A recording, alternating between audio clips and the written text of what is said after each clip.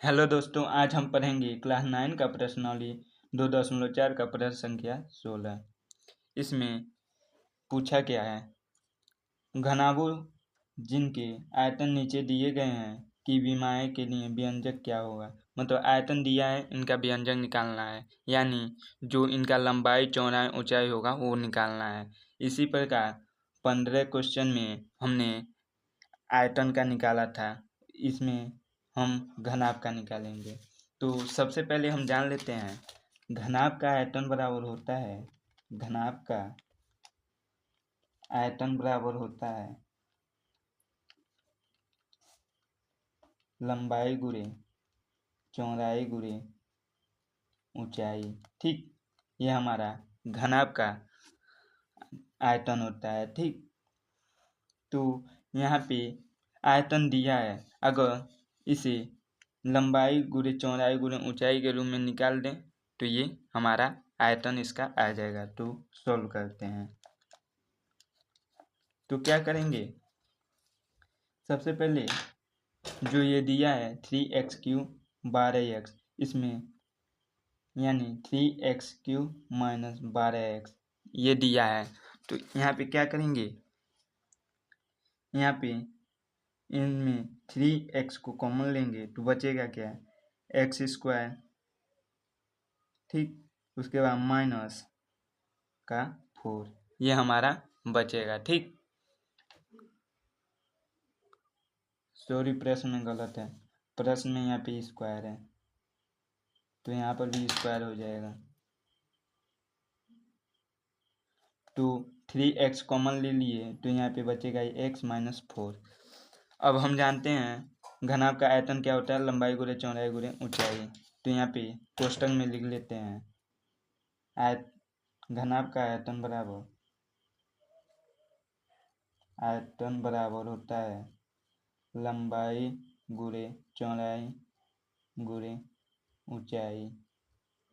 तो यहाँ पे देख रहे हैं 3x के बीच में गुणा है और x, तो यहाँ पे हो जाएगा 3 गुणे x गुणे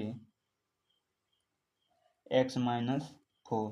तो यहाँ पे ये हो गया 3 हो गया हमारा लंबाई, चौड़ाई हो गया x और x माइनस 4 हो गया ऊंचाई। ठीक, तो इसी को हम लोग शब्दों में लिख लेते हैं। अतः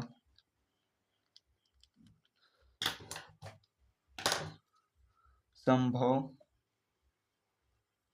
यहाँ पे क्या पे है, ठीक, अतः संभव व्यंजक की बीमा बराबर की बीमा, कोष्टक में लिख सकते हैं लंबाई गुणे चौड़ाई गुणे ऊंचाई बराबर 3,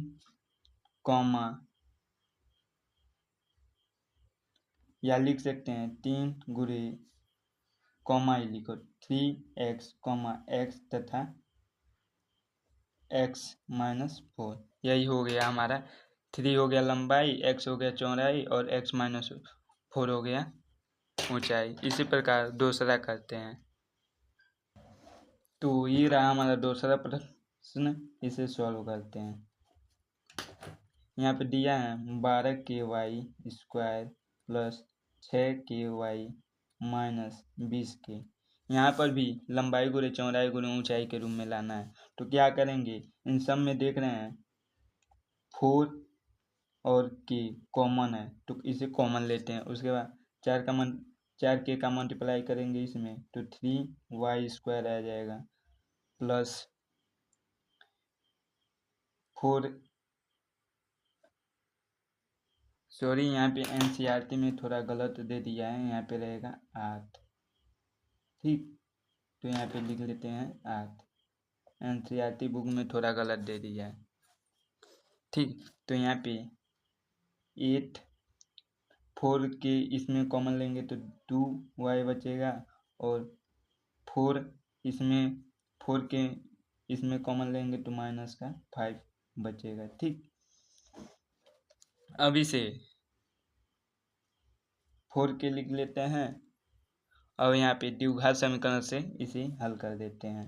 तो 3y, 5 का मल्टीप्लाई इसमें करेंगे तो 15 आएगा और 15 को ऐसा तोड़ें कि गुणा करें तो 15 आए और जोड़े या घटाएं तो माइनस का मतलब 2 आए प्लस का। ठीक, तो यहाँ पे क्या करते हैं 5 माइनस 5 माइनस 3 लेते हैं। ठीक, तो 5 में से 3 गया, 2 बचेगा और गुणा करेंगे तो 15 हो जाएगा। और वाई है तो वाई लिखेंगे माइनस का 5। उसके बाद 4 के लिखेंगे। उसके बाद 3y स्क्वायर प्लस 5 का मल्टीप्लाई इसमें करेंगे 5y माइनस 3 का मल्टीप्लाई y में करेंगे तो माइनस 3y 5, ये हो गया। उसके बाद 4 के लिखेंगे। उसके बाद यहाँ पे कॉमन लेंगे। ठीक, तो यहाँ पे हमने कॉमन ले लिया y, तो यहाँ पे बचेगा 3y प्लस 5। 3y प्लस 5 को इधर लिख लेते हैं 3y प्लस 5 को।